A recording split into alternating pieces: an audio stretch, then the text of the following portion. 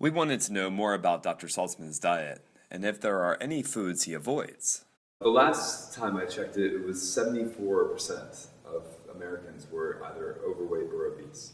So, do you ever eat at the Cheesecake Factory? No. Macaroni Grill? No. Never California been. Pete's Kitchen? Never been there. Chick-fil-A?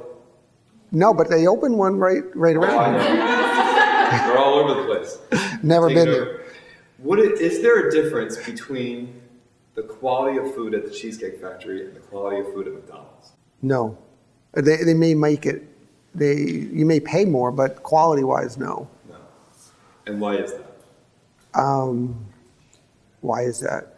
I would say because most of those foods are literally addictive. They're non-natural. They're processed, and does anybody know a food that is teeming with salt, sugar, and fat?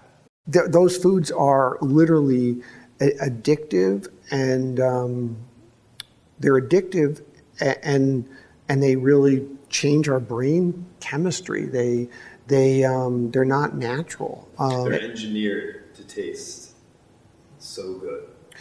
Yeah. The slogans, bet you can't eat just one on the potato chip. Well, you actually can't eat just one because if you eat them, you can't eat just one. And those foods are designed not to satiate us and fill us up. They're actually designed to cause us to overeat and to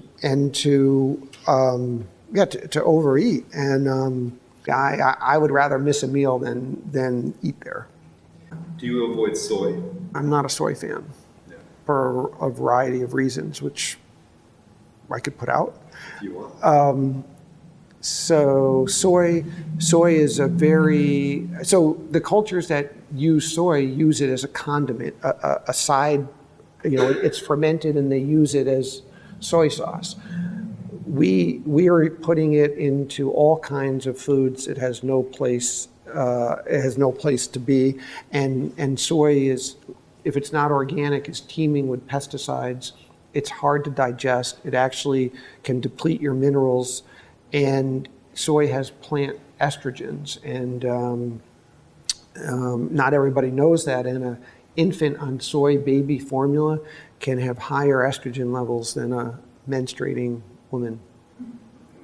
And it causes all kinds of, I've seen it cause a lot of endocrine problems in especially young women. Would you say the same is true of corn? Well, most corn is genetically engineered now.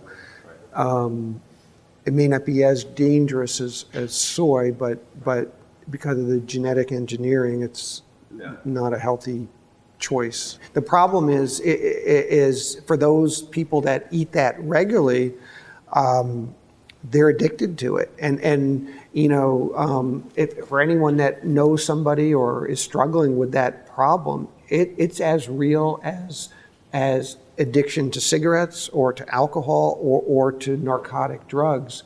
There was a guy, David Kessler, who was the head of the FDA in the late 80s, and he was addicted to fast food, and he made it his mission to understand the addiction part of it and to get to the bottom of it.